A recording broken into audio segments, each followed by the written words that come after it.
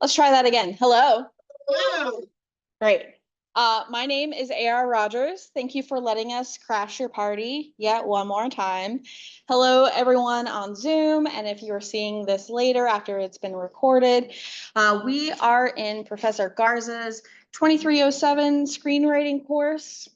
And today we have a very special guest who will be introduced very shortly, William Instone, who is here to talk about his experience in the screenwriting industry. And this is a big focus of the department as we move forward and build the department, bringing in authors, bringing in those in the industry, doing the work, and kind of bridging that gap between this idyllic figure that we think writers, agents, and editors are, and letting students know that we're just real flawed people who are also accessible to you. We're here to answer your questions, here to guide you into the industries that you want to get in. I don't think I've said it, but my name is A.R. Rogers. I teach within the department. I primarily teach poetry, and I'm also the coordinator for a lot of our events this semester. This is part of a series called Limestone Conversations, where we bring in authors into our in-person and synchronous online courses. And we'll be doing that every semester moving forward. So if you're in an in-person class, expect more of this. We have one more Limestone conversation in May in Professor D. Garcia's course. The poet S.G. Huerta will be coming in. That will be fully virtual. So you can join on Zoom, you can watch it after it's been recorded. But we also, next week, we also have one of our Balcones winners coming in. The poet Jerome Ellis will be also joining us virtually. One for kind of a more intimate visit, and one kind of a big reading. We're going to pretend we're in the recital hall. So all that is to say, we have more events, even though we're more than halfway through the semester. To get links to all of those, please visit the ACC calendar, or you can visit our Instagram page. We'll have links to all of that. So I'm going to stop talking now, and I'm going to turn it over to Professor Garza.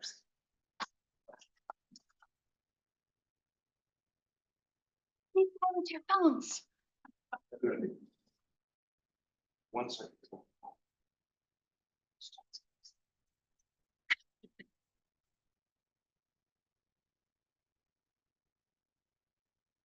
Hello, everyone. Professor Garza here. And tonight we have a very special guest, my colleague and very close friend, William Instone. William is a Texas-based filmmaker and horror director known for reviving the slasher genre of the 80s and 90s. A graduate of Marble Falls High School, and he drew early inspiration from horror classics like The Exorcist and Nightmare on Elm Street. His debut film, which was a feature, by the way, shot for basically nothing, right? John, way back in 2012, was sort of his personal film school. His latest film, Butcher's Bluff, was shot all across Central Texas. We will be seeing some clips from that, as a matter of fact. And that film pays homage to retro slashers. It has won 20 plus awards, I think, at various horror film festivals. And he continues to bring gritty, nostalgic horror back to the big screen with fresh intensity. So let's give a big welcome to William Instone. Before we begin with William and our questions, I'd like to play a couple of clips. So pardon me while I dash behind the curtain. But the first clip that we'll be seeing is from I would say, extended short that William did a few years back, Amongst the Dead. Proof of concept, okay. If you're a fan of shows like The Walking Dead, this would fit right into that world. So I'm going to play you a little clip from that. The main actor, Les Best, is also somebody that I've worked with in some of my films as well. So let's take a look at that.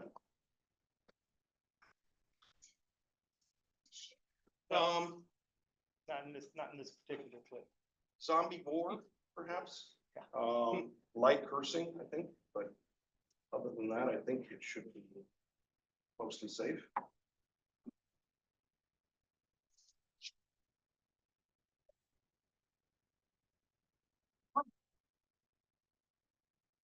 Give me a minute. No, fine, fine. Give me a minute.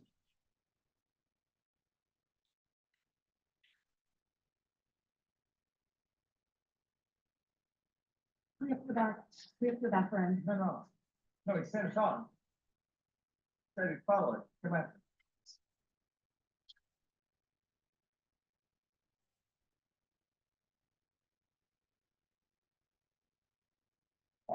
Yeah.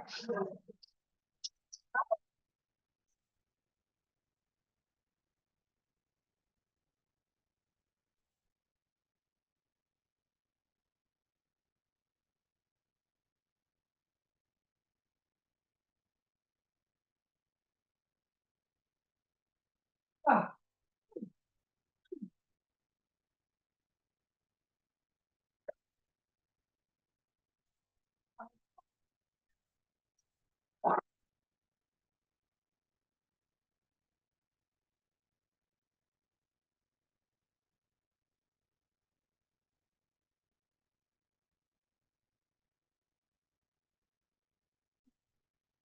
Okay, it'll be okay, okay?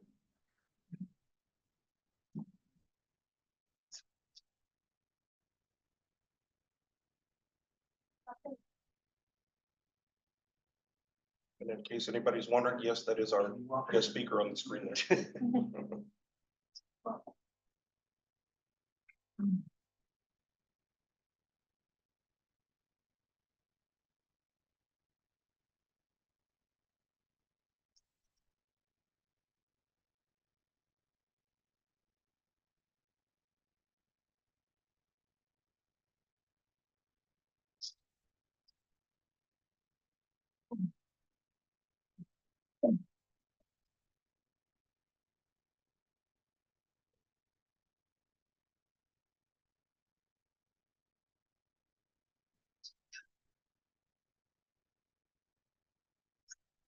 Sorry. I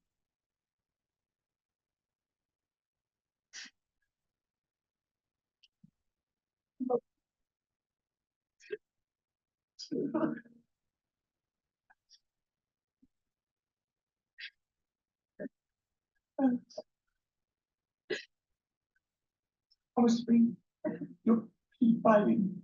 You stay alive no matter what happens. You stay alive. Promise me. Max. Yeah. Promise me to take care of my little girl, keep her safe. She's got life. I know. I know you don't trust me. Max, you got it.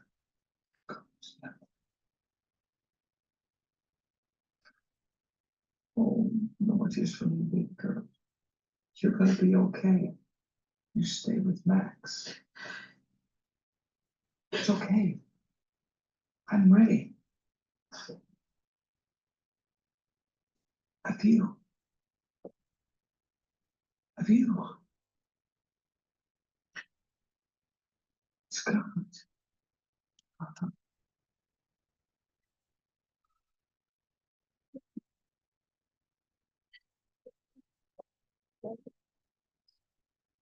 It was hard to watch. Yeah. I made that back in 2012, so that's not a representation of where I'm at now, so I get embarrassed in my own work. Well, if I can beg your indulgence for one more clip, I'd like to play something from William's current film that's out, Butcher's Bluff. This will give you it's a good segment because it'll give you an idea of what the story is ultimately about. So yes, lights, please, thank you.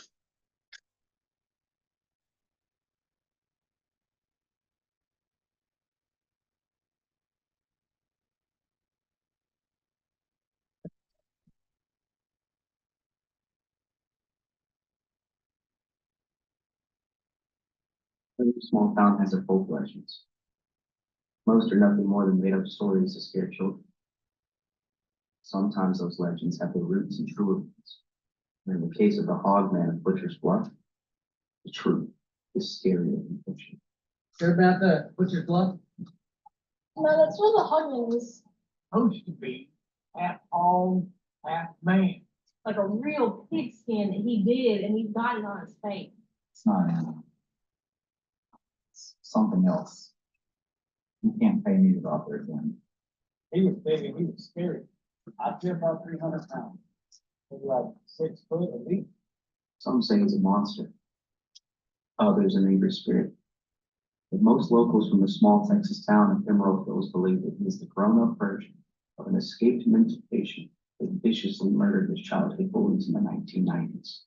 Really terrible what happened. God have mercy on us. There's some thought that folks are going missing up there, safe to say. Imagine what their families have gone through. These families need culture. I don't know if he's real or not, but I'm not going out into the woods to find out.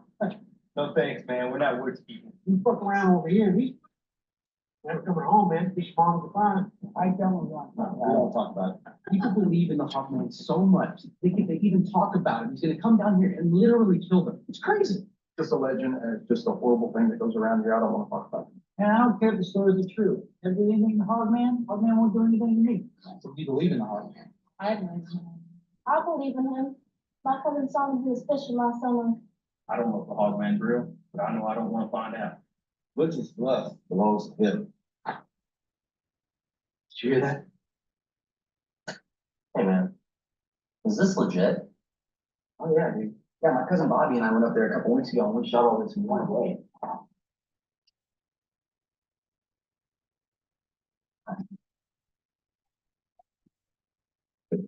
28 people have gone missing up there in the past 20 years. No bodies have ever been found. These people believe there's some sort of madman out in those woods. This is the perfect class project. If there's a madman out there, that sounds scary as hell. And that's why this is the perfect project. I mean, dude, Cooper loves shit like this. This is an easy one. I just found out about this couple that went missing up there. Hey, I got in contact with the girl's mom. He wanted to talk to us on camera. Dude, I got photos, I got these newspaper clippings, and I got all the shit that I've already shown now. Dude, I've got all the legwork. I just need y'all's help filming it. Y'all need to help me finish this. Okay, you can't tell me you don't want this ECA. What do you think?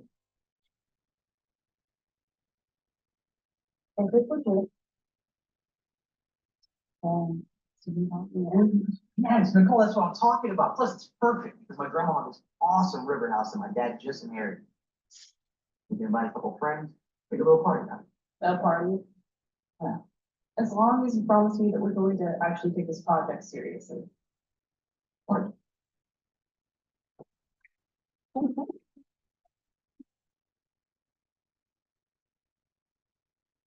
Shall we? Yeah. Once more, stand up there. Sure. And this is a question out to my screenwriting class.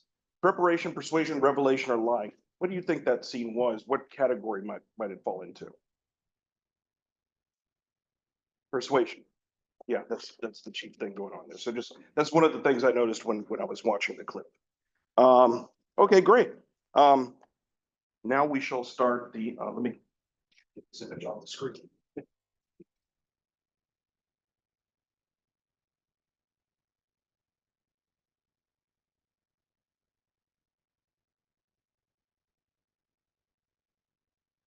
The Q&A session of our Limestone Conversation. So, Right. to get the ball rolling on this, I want to talk about or hear from you about when and how you decided to start writing. Was it at a very early age, and who were some of your influences in that regard? Well, actually, I was a horrible student. So I guess I have a slight case of dyslexia. So I never was good at writing.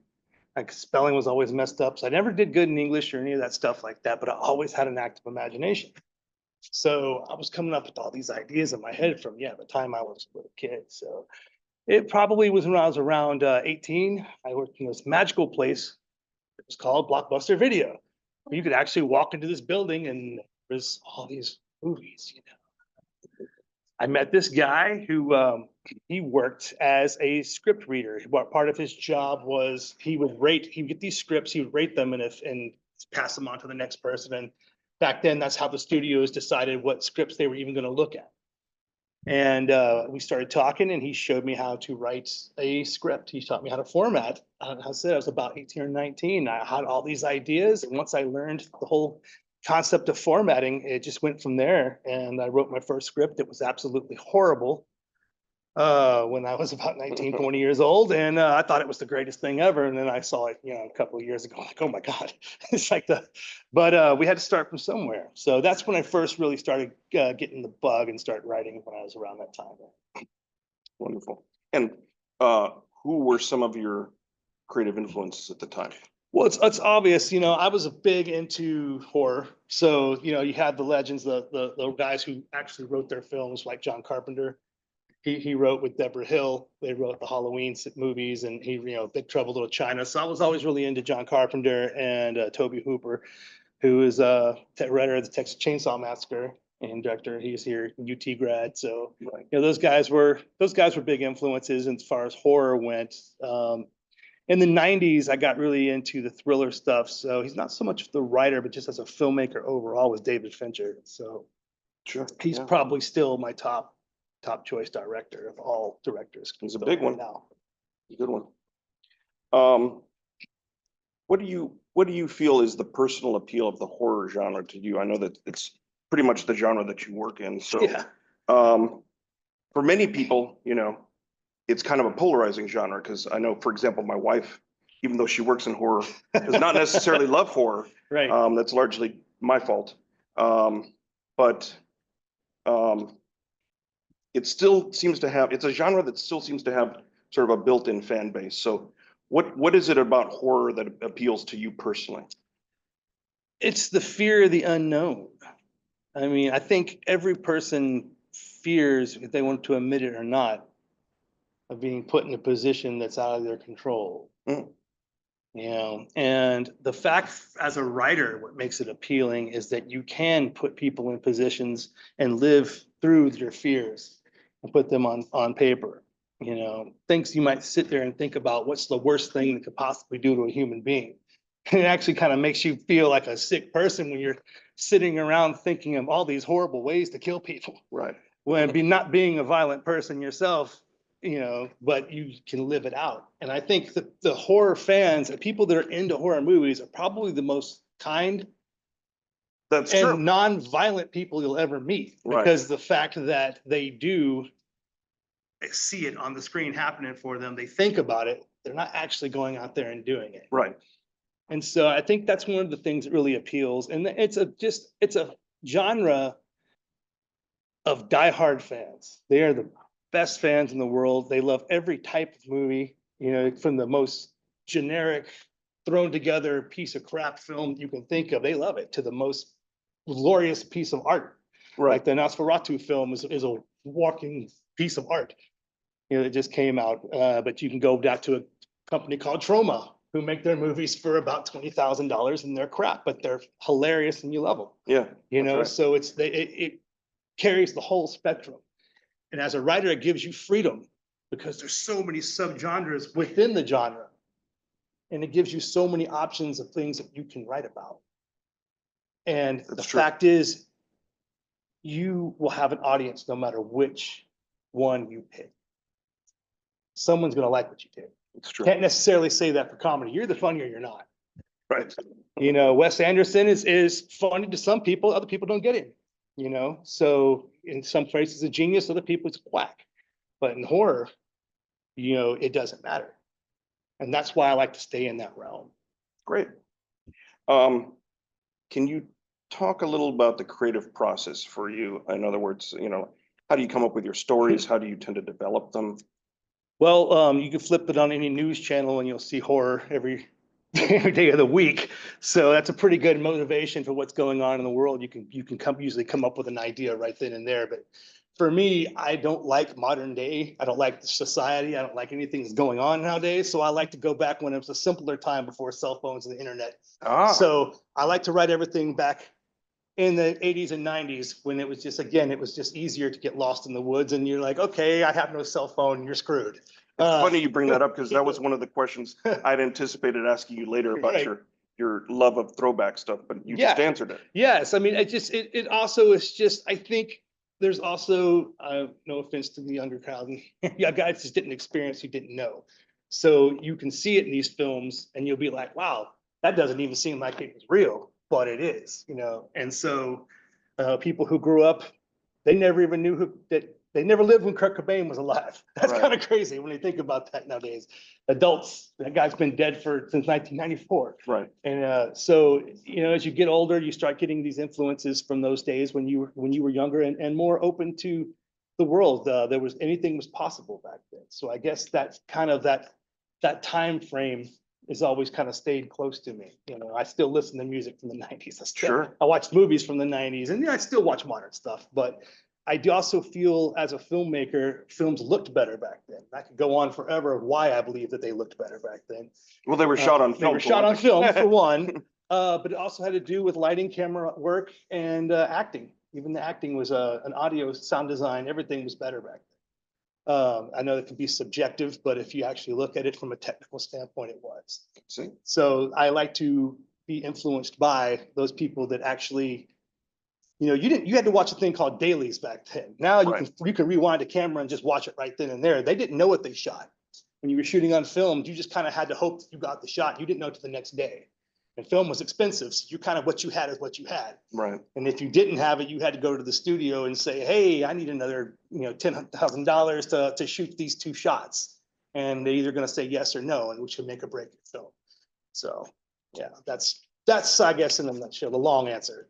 Oh, that's great. Do you tend to base your characters on people you know? Are they completely made up? Are they sort of a composite? Yes. Yeah. Well, All of the above? yes, pretty much in all of the above. But I do, especially redneck characters. I am from a small town called Marble Falls, and I grew up with a lot of characters. They were just out there, like they're almost comic book characters. You wouldn't believe that they were real.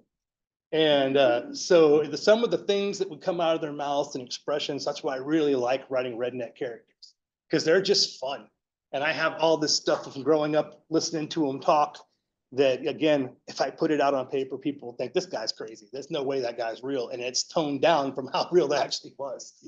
And then, you know, you have other characters, you know, you have people that you meet in your life, and sometimes they'll inspire you, and you base characters off of them like that. So Absolutely. yeah.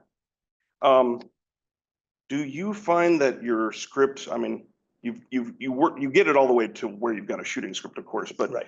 do you find that your script tends to change on set? And if so, Yes. why? I'd love to hear some examples Okay. of some scenes or story details that you had to alter because of some unexpected circumstances. Oh yeah, for sure. Absolutely. And at my level, you have to. Any filmmakers in here? No, y'all writers, kind of. Okay.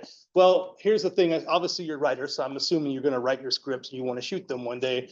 Can't fall in love with them, right? Because you're going to have to change it, because what happens is you get out there and you just realize this scene that you absolutely love, it's perfect. You've crafted it. You've played it out in your head so many times as you're writing it. It's just not able to be made. And you have to on the spot sometimes, even when you plan for it, on the spot, you're going to have to change it. One of the things I realized as a filmmaker, that writer and I edit all my films as well, Right. is that this is a horrible way of saying it, but I'm just going to say it. You're aborting your children. Because it's a bad way of saying it, because every scene is your child, and they're on the cutting board. And there's beautifully shot scenes. We spent 2 days filming this scene. It was beautiful with the sunset in the background, and the dialogue was on. But then you have this question. You say, oh, does this story work without that scene? And if the answer is yes, it goes, no matter what. No matter how beautiful it is, no matter how much time you put into it, how it could be the best dialogue you've ever written, it's got to go. Any recent examples of that? Butcher's Block. Okay. We had a scene on the river, which that's actually, that could take this, that was shot, supposed to be in a lake house. And I could not find a lake house, so I shot it on a river. So they're supposed to be swimming, but the water was only knee deep. So it's just like, okay, we're taking the whole scene. I'm going to have to rework this. Right. And ended up cutting the whole thing out just because, again, it didn't work. And even though we shot it and we had this excellent sunset and the whole thing that kind of set up this character, but once it came down to it, cut it out. And then another scene where they were college students. I don't know if you didn't really get that from the scene. They were actually not said, but they're film students making their thesis film about this urban legend. Well, anyway, I picked them up at the college, and there's a whole beginning scene where you're kind of meeting the characters and figuring out who they are. And we spent 2 days shooting that. And as we started editing, I realized one shot in the RV explained who they all were without saying anything. So it's show me, don't tell me. Right. I open the scene up, we see an RV that opens up with the guy hitting the bong. Okay, there's the stoner. Then it shifts over to another girls. They're taking selfies of themselves. Okay, they're the kind of diva girls. Right. Then you've got the other two characters that are actually looking and studying. They're the smart ones. You know, so we figured that all out with one shot. That's great. And I was able to cut, 5 minutes out of my film, which as an editor and a writer, you don't want to do that, but you also don't want to have a 2.5, 3 hour movie either. So that's some of the examples of how that happened. Great, thank you. As you can see, I've got a whole other list of questions to ask him, but I'd actually like to turn the questions over to some of my students here, or even my department chair, and it'll also give me a chance to take a quick seating break. So go ahead. It kind of connects to what you just said about cutting from a movie because you don't want it to be a 2 or 3 hour movie. Our movies are getting longer. Thank you so much. My last film, Butcher's Bluff, was 2 hours. And I have been getting killed by the reviewers. They're like, this movie's fantastic. It needs to be 30 minutes shorter. People still have these very short attention spans. But as a writer, though, you have your idea and you need to get the story out. And for me, I make independent films, so I don't have a studio breathing down my neck telling me, nope, it has to be an hour and a half. Forgive my language here, but I say, fuck you. That's what I'm saying, okay? I'm gonna make the movie I wanna make. And so at my level, I can still do that. If I do get to the point where studios are saying, nope, you're cutting 30 minutes out. Okay, I'm cutting 30 minutes out. You're also paying me. So, I do agree with you. Movies are getting longer, but in this particular genre of slasher films and stuff, you still got to be kind of careful because, again, people's attention spans are just they're not here. They're used to these little, TikTok videos, and so, again, that's one of the issues as a filmmaker, if you're going to inspiring, or even as your script writing, the 1 minute per page does not apply to film. I don't care what anybody tells you, it does not. Because I have a paragraph that's about 3 minutes long. So you have to take those things into consideration when you say, okay, we need 80 to 120 pages. Now you keep that thing at about 78 pages if you want an hour and a half film. Especially if you have a lot of action. Now, if it's heavy dialogue and there's people sitting across the table, it's a different story. But if you have a lot of things happening, you have to take that into consideration. And if you're trying to get your film into the hands of a filmmaker, they will look at and take that into consideration too, because then again, they don't want to be stuck with, okay, I can't tell this story unless I cut a bunch of this stuff out, and I don't want to do that. Because none of us as filmmakers, I've never made anybody else's film, just to be telling you, I've only made my own films. But I know directors that can't write, and they rely on you guys to give them the stories. But I know a lot of writers that get really hurt when they see what a director does to their story. So it's kind of one of those double-edged swords. Yes. One of our online viewers made a comment, and I just wanted to read that to you real quick. Let's see. So Riley said that learning to let go of your script work is so vital. It's like painting. It's not finished until you put the brush down. And then once you fully, truly let go, the piece becomes itself. Like you said, your creations are your children. Eventually they grow up. It's a very good way of putting it. Now I couldn't even see my film with all the scenes I cut out of it. As much as I liked them, they were cut for a reason. I didn't even do deleted scenes on the DVD release because I didn't want to. I was like, why should that they're not important. They were there, they had their purpose, but they were cut for a reason. So. Anything else? Yeah. Outline, yes, absolutely outline. I do a full outline of the whole story, and it's usually about 4 pages.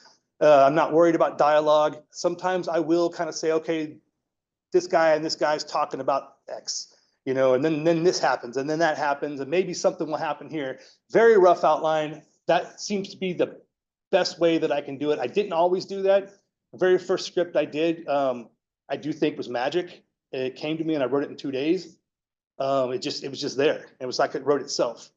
But later on, I found that the outline is absolutely the best way. Before I even sit in front of, I use Celtex, by the way. I still use the free program. Hey, There you go, folks. hey, there you go. It's free, and I've written feature films that have got distribution on it. So hey, I'm Celtex. If you want to sponsor me, I can use the updates. Yeah. So before I ever sit in front of Celtex, they have the little parts in there. You can do little cute. What's those things called? The cards. Yes. Index cards. That's Yeah. right. Yeah. I'm old school. I used to write out on them. I actually would go to Walmart and buy them out, and I'd write each scene out on a little index card, and I'd have it laid out, and you'd see where it was at. I don't do that anymore. They have it all digital now. It's way easier. I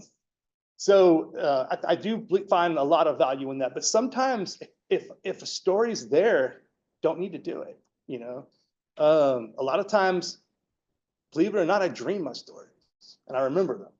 So I know that there's something there, and I have a beginning in it. I mean, I actually remembered I did a short that I wrote. I dreamed the whole thing, and I remembered it in detail. I woke up and I wrote the whole script. It was about 15 pages. I wrote it in about 2 hours. Everything was just laid out perfectly. So never made that one yet, though. So that's kind of probably not following the universe by ignoring that one. But yeah, I do find value in outlining. Yes. Yes, sir. I noticed on your Butcher's Blood, actually good flick, by the way. I don't care about the 2-hour one. Thank you. Thank you. A lot of blood. It was good. It was a good 80s throwback. Thank grew you. up watching that stuff. So I noticed that you have a co-writer. I do. What's your process working with a co-writer? Because this is usually a very, very isolated business. Yes. I know there's other screenwriters out there that do that, but I'm kind of curious what your process is working with somebody else. Yeah. Well, we've known each other a while. We co-wrote a, I told you I was kind of dyslexic. We co-wrote this Western called 36 Notches. And we did that before Butcher's Bluff. And we won a platinum award at the World Fest with it. It's a crazy, the Punisher in the West. And kind of our process was we would sit on the phone and talk about what we think would happen. Then usually I would write something that he'd come back and he'd put his little take on it. And then I would come back again and I would do another take on it. And we'd both read it and say, okay, it's good, move on to the next. Or even sometimes we would even be moving on, then we go back. And what the cool thing about Celtex is you can have, again, I want a sponsorship. You can add your co-writer on there with you and you can write in real time. So a lot of times we would be sitting, was a nurse, now he's actually an administrator. So, hey, got the promotion. And I worked as a DJ, so I sat in a little booth all day long and didn't have to do much. So we would be on the phone all day and just on the internet, and I'd be write something, he'd see it, he'd do a little edit, and we just would go back and forth that way. And then when we got off, we'd get on the phone, talk about it, and we would plan what we're gonna write the next day. Or we would go 2 or 3 scenes out, and I'd say, okay, I'm gonna take these scenes and then check it out this weekend. He would check it out, do some work on it, fix it up, revise it, and then I would come back and then proof it. And I usually always have the final because I do come up with all the stories. Like you said, the outlines, I outline everything. Even with the co-writer, I have the beginning, the middle, and the end. And we just kind of piece it all together when I work with the co-writer. You're welcome. Yes. So when our students leave the program, they've got a script ready to go, whether that's for a short film or a full-length film, but they know they're not a filmmaker. They don't really have an interest in making it themselves. How do they get that script into the hands of an emerging director? Go to the film department right here in this class and find someone who just got out, because that's going to be the easiest way. Just work with somebody who's also hungry. Unless you've got like a script that's just bombing and killing it. I'm saying bombing, but I mean it in a good way. In like film festivals, you submit your script to festivals and it's winning awards left and right. Then you have a sales pitch. Then you can go up to a director who's done something and say, look, I've won all these awards. Can you look at this? Because I can't tell you how many people send me scripts every week, and I hate to say it, but I don't read most of them. I can't. It's just, it's hard, you know, especially like you get through the first 2 pages, it's like, this is just not good, you know? And I don't mean offense that way, but you know, it just, as someone who writes their own stuff, I just rather just do my own thing. But that, again, there's those directors that can't write. So it doesn't hurt to get out there. I would say social media is the best way to do that. You can get on the Facebook pages. There's Facebook pages and have Central Texas Filmmakers is the name of a site on Facebook. And you can say you're a writer and that you have scripts and you're looking for directors, and people will write and contact you. Because again, I know a director right now, I don't say names, but I know he's never written a movie in his life, but he's got like 5 or 6 films out. He just gets in, and he does use scripts from people who are coming out of class, and they're up and coming. And you know, he usually will either give you a couple of dollars, which is like literally a couple of dollars, or else, oh, I'll give you some back end, which means you gave it to him for free. So, because you're never going to see any back end on an independent film, it just doesn't happen. Unless you just get really lucky and you make a movie like Terrifier. I don't know if you know what Terrifier is, but it's a horror film and it's got a franchise, and they've made over $70 million for 3 films. So those guys struck gold. Anything else? Yes. Like when you're writing an idea, like how do you gauge how far you can go with this idea with your audience? Like you ever like feel like this, maybe people are not ready? No. I want to shock the audience. My next film, Goldilocks, is going to be so shocking that people are going to turn it off. Okay. I study serial killers, and they are demented people. They're very sick. And the Netflix show Dahmer kind of pushes it a little bit. Dahmer is mild compared to what Goldilocks is, because the real life actions that these serial killers do is just so disturbing, you wouldn't think it's even real. But so I take from several different serial killers and I put it into one character, and I have them act out these insane acts. And I'm not afraid of that, because you know what? Again, I grew up in the 90s. So, and there's a guy named Marilyn Manson. He tore up Bibles and did all these things, but he's a Catholic. He grew up Catholic. He's not even that way. He did that for publicity. And you can't get bad publicity. There's no such thing. So you want to put him. You want to make it so disturbing and so messed up that people are talking about it. Even if you make the worst film, they can say, that's the worst film I've ever seen, but you're talking about it, aren't you? It's kind of like Jack Sparrow said in there. He's like, you know, you're the worst pirate I've ever heard of, but you have heard of me. So that's kind of one of the things that I go with. I'm not pulling any punches. Yes. The music in your films, do you ever compose any yourself, or do you have relationships with musicians that help you with the score? Well, I'm a failed rock star, so yeah. I did in my early films, but now I do have a composer who's a Grammy nominated composer and way more advanced than I am. So I was able to establish that relationship with him, and now he does my sound. That's awesome. A lot of like my favorite directors, they find a really good composer and then they just Absolutely. stay together. Yep. You mentioned Fincher earlier. Yep. Trent Reznor. Yep. Absolutely. And his scores are amazing. Yeah.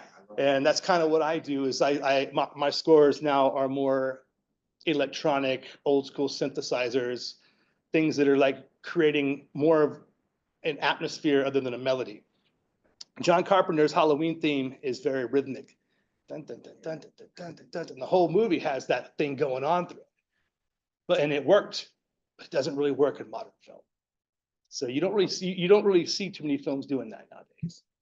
Edit to the music, or do you have any like music in mind while you're writing or listening to? Oh, absolutely, absolutely. When I'm writing, there's a local band called This Will Destroy You. They're a post punk rock band, instrumental. There's no vocals in it. It's very atmospheric and calming, and but dark at the same time. But it's made with guitars, bass, keyboard, and drums. That's it. It's not, and so they just create these soundscapes, and it takes me up into a place where I'm writing. I always have my headphones on and I listen to that, or I'll listen to just film scores. If I have when we're writing, I'm sure y'all guys are the same. You pretty much have a film that you're influenced by. that you want to write something like. Say, for instance, you say, like, okay, I want to write the next Mission Impossible. Okay, I'm just throwing it out there. So you're going to find music that's going to pump you up and get you excited. But if I'm going to do the next Silence of the Lambs, which is what I'm doing right now, I'm looking for dark, eerie, melodic type of things that are going to set me a mood and put me in this dark place so I can come up with these crazy ideas. So any type of film scores, one I go to a lot is a film called The Fountain, which I recommend that you should watch. Is Darren Aronofsky, I think I'm saying his name right. It's an amazing movie with Hugh Jackman, and I do believe it's his best movie. It's 3 different stories. As a writer, you got to break this thing down. It's 3 different stories going on at one time. One is set in modern time. He's a doctor trying to find a cure for cancer for his dying wife. The other is a story that his wife is writing about a conquistador looking for the Holy Grail, or the Tree of Life. And then the next story is in the future. And it's all things are cutting in, and it's just amazing. It's beautifully shot, beautifully acted, and the soundtrack is amazing. So I listen to that score a lot when I'm writing. I've got Yes. one of our online viewers asked, when writing characters, should we always try to make them multi-dimensional, or is it okay to sometimes make a flat 2D character? Are we killing them off quickly? Because I do. And yes, on both. You know, the whole thing was, oh, every character has to have their own voice. No, not really, because a lot of people talk exactly the same. Depends on what you're trying to do. If you're trying to make your film be very realistic and set, you know, if you're on an indie level like myself, that's not going to get you any sales. So you want to be over the top. You want to have fun characters. You want them to stand out. But if you're trying to do something, you know, that's more set in reality, then yeah, you know, I think that it's okay to have people that are kind of the same, depending on who the characters are. Like, for instance, in Butcher's Bluff, I have these 2 characters, they're cousins, and they look the same, they almost talk the same, they're slightly different just because one's a little bit dumber than the other one. And I call them Dumb and Dumber in there. They were originally called Beavis and Butthead, but then they've told me, oh, well, the millennials won't know what that is, and then Beavis and Butthead makes a comeback. I'm like, okay, they would have known who it was. But yes, I do believe that's okay to do, especially if you're doing horror and you're killing them off quickly. But I think you could go wrong with over-the-top characters. They're memorable.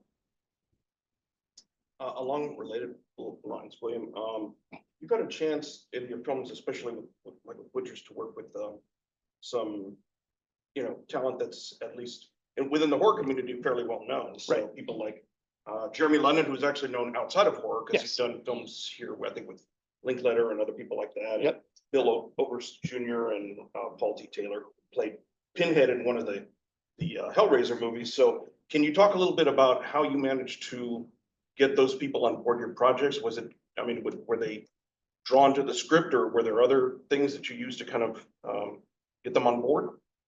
Well, I mean, I would like to say it's money, but I don't have that. So it was definitely the script. I pitch it, you know, I walked up to them. Each one of these people I met at horror conventions. So this is a lesson to any inspiring filmmaker. These like Comic-Cons, but they're horror based, and they have actors that come there and sign autographs, and you could do meet and greets and stuff with them. And I was getting ready to cast the film, and I had the fake poster that I made, you know, I had the title, I had it looking really cool. And I went up there and I said, hey, look, you know, I'm doing this film. This is a throwback slasher film, like, you know, and I've got the idea. I kind of pitched the idea, and they're like, well, send me the script. And as long as the script's good, then, you know, I'll be interested. And every time I sent them the script, I would get a call back. Not one has ever told me no. So another thing that you can do, again, is like what I did with this whole zombie thing, and what I'm doing right now with my Goldilocks film is I make proof of concept trailers. I actually write the trailer. So the movie doesn't exist. I only shoot the scene that's in the trailer. That's a good exercise just to teach you for writing. It's just something you can do. Can you write a movie trailer without an actual scene? And that's something I've gotten good at. I was not good at it at first, but I made a fake trailer I made it for about $300. And I would take it and I would show these actors that, and they thought the movie had already existed. They're like, so when's this coming out? It's like, it doesn't exist. And I got that idea from a film called Grindhouse that Robert Rodriguez and Quentin Tarantino did. They had fake trailers before the movie, and those fake trailers became Machete, which I was actually in, which was awesome. And then Thanksgiving was another one that Eli Roth just made. And those started off as fake trailers, and they had one called I'm trying to remember it, like werewolf zombie strippers for the SS or something like it was crazy. It had Nicolas Cage in it. It was wild. I mean, they had these just crazy fake trailers, and that's where I got the idea to do that. I was like, the Machete was made because so many people were like, I want to see that movie. That looks so good, and it was never intended to be a movie. Right. And Robert made it. I've worked with Robert in 4 different films, and so he's a big influence for me. That was really cool to be on set with him and to be inspired and to follow in his footsteps. So, have anybody read Rebel Without a Crew? Absolutely, great book. If you haven't read it, it doesn't apply to today's film world because it's a different world than what it was when Robert got started. But Robert was a failed UT film schools. He wasn't a good student, but he was the best filmmaker in the class, and he went and did it. And so his story is very inspiring. I do recommend that you get that book and read it just to see what is possible, that a guy from Austin could just go to LA and with the talent that he had, make a $7,000 movie, he sold himself as a lab rat. And they did experimental drugs on him to make $7,000 so he could go to Mexico and make his movie. And he wrote it. He has a whole section on how he wrote his script. And he talks about how he didn't format it right because it was only like 50 pages, but he had like a 2-hour cut, because it didn't really know how to format a script. That process was interesting too, because it was deck to deck VCR. Yes, how he did that. Yeah. Yes. How do you make people care about a character that they know is like that? I mean, To me, I try to make a character funny. I think either funny or very sympathetic. Like, for instance, in Butcher's Bluff, I have a character who all he wants is the girls to like him. And he's just does not have any swag. He's just a goofy stoner, and you feel so bad for him because you're just cheering for him and you want him to succeed, but you know that he's nothing but body count. And I've screened the film 6 times, sold the thing out every time, and every time that character dies, the audience is like, no, not Bobby. So it's just like you're cheering for him. So that was the way I do it. If know that their fate is inevitable, and I try to give them a little bit of sympathy and comedy, because everybody likes the funny guy, Yes. You had another genre, or other than horror, what genre do you want to work in next? Westerns. Like I said, I want to eventually make my Western film that I wrote. Yes, I just need a few million to make that one. I will always have gratuitous violence in it because I think it's fun. Practical effects is something that I really like doing. I do a lot of the effects myself, and so I like to add it in there. And it also helps you cross boundaries and genres. So if you have a pure Western and you have these really gory scenes, like for instance, I'll give you a little spill. This character skins some of his some people and hangs them from trees like Predator, but it happened during the Civil War era, so it's crazy, but that's what I like to do. Yes. Bone Saw Tomahawk. Yes, Bone Tomahawk, fantastic. Yes, that's exactly what I was saying. It's like a horror Western, and Kurt Russell was great, and that movie was made for right about $1 million. And he was able to get Patrick Wilson and Kurt Russell and all those guys to come in there and do it because he's just a really talented filmmaker that had a good story, and these actors were willing to do it. This past weekend, I was at a horror con, and I've met a couple of fairly big actors that have been in some big stuff, a lot of Rob Zombie movies, and actually the show 911 that's going on right now, he's in that, and I mean, he was in The Fugitive. And he's FICOR. FICOR means they're non-union. They're part of the union, but they're not bound by union rules. So they can work on independent films. And I pitched him the idea, and he wants to come down and work on the film because they liked what I was doing. So one other thing I wanted to bring up to you guys, since this is a writing class, how many people here have the book Save the Cat? Okay, you're doing yourself a major, he got it. You're doing yourself a major disservice not having that book. Please write that down. Save the Cat. You want that book. It is going to break down every aspect of how to tell the story. and what your story is. I do have that as a textbook in one of my other. Great. courses, So. Good. He knows what's up. Covered it at least. Every person needs to have that if you're going to be writing, because you can break down, because before you write a story, you need to know what your story is. For one, mine is Monster in the House. Goldilocks is Monster in the House, but it's also monster versus monster. So I kind of switch them over. There's no rules that make you set on one particular thing. But that book right there will open up a lot of answers to you, and it's cheap. It's like $12, I think, on Amazon. It's a quick read. You can read it in a weekend, and it'll teach you everything about every type of genre, how to write it, the hero's journey, all those things that you have to put in there. Like, for instance, they give an example of Aladdin. Aladdin was a thief. Why do we like him? Why do we like Aladdin? The first scene, he steals all that stuff. He's running, but then he gets his bread, and what does he do? He gives it to somebody.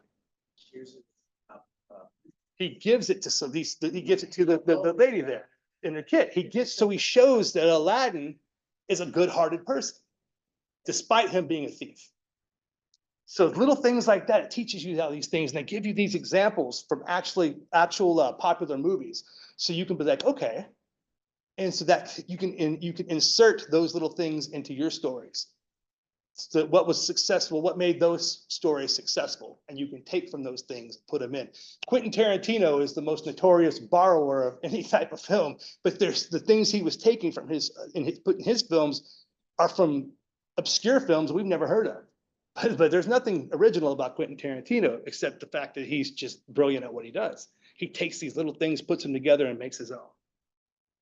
And so that's another piece that I do as well, not quite to his level, but my horror films, like for instance, Butcher's Bluff, I've got things that are directly from Halloween, from the Blair Witch Project, from Texas Chainsaw Massacre, from Friday the 13th, from Hatchet, from Motel Hell. I have all these different horror films that I grew up watching. I have little pieces direct influenced from those movies, and it's in there, and horror fans that get it, love it. Other people that say, hell, you're just ripping them off because they didn't get what I was trying to do. I wasn't trying to reinvent the wheel. Every song that's ever been written, it's already been written. Every story has already been told. All you can do is put your own twist on it. That's all you can hope for, is to put a little bit of yourself into it, because nothing's original anymore. 2025, guys, that's all been done. So don't worry about being original. Yes. I have a couple things here. First, Tish, one of the viewers online, has commented that they have an autographed Save the Cat. Good job. Next, I'm sorry, you've already talked a little bit about when you've gotten some scripts on how you don't always read them. Hold on, sorry, I just over scrolled. Someone asked, as students, can we also have the opportunity to send you our script? Well, I don't always read them, especially because I'm very busy in what I do. So, but, I don't think it would hurt if it's in the right vein. My email is REV, period. That's Reverend Instone, INSTONE @yahoo.com. I'm easy to find. I'm on Facebook, I'm on Instagram, TikTok. I always just use my real name, X. Got nothing to hide. I live my life out in the open. Maybe instead of a full script, maybe a couple of pages. A log line, please. Start short. The log line is your most important thing you can do. You can beat that into you over and over and over. If it's not your log line, it doesn't exist. So that one paragraph that sums up your whole film is all in that log line. Because when you were in an elevator and Robert Rodriguez is standing across from you and you want to tell him about your movie, you've got about maybe 15 seconds before he shuts you down. You better be able to pitch that log line. Snap. All right, we got time for one more question. Oh, mine? I also want to tease a little bit of what William's working on next. So yeah, one more and then. Okay. I just had one more comment that I needed to share with you. Something was going off of what you said. Riley mentioned we would have not seen as far if we did not stand on the shoulders of giants. Absolutely. Absolutely. She sounds like she's a philosopher there. I like her or him or whoever. Yeah. One last question. Anybody got it? Book recommendations, script recommendations to read? Scripts. Well, yeah, read 7. It's David Fincher's film Seven. Fantastic. Andrew Kevin Walker, I believe. So. I don't, yeah, I didn't really follow that. I just had the script back in the 90s when they used to sell them. There was this store in the mall. And I had Star Wars, and that's when I got that script back in the day, and it's great. Star Wars is actually fun too, especially if you've seen the movie and you see how different the original script was from the actual film. That was a fun script to read. So. Before we wish William well, I'd like to show one last clip, which is the aforementioned Goldilocks. He's got several different proof of concept trailers out there, but this one is fairly short and sweet. So if you want to step aside and somebody kill the lights briefly. This is just a clip from it. Yeah, it's just a clip. So. Professor Garza, I also muted the display, so you'll have to unmute the display. Yes, I will. Thank you. Thank you for reminding me.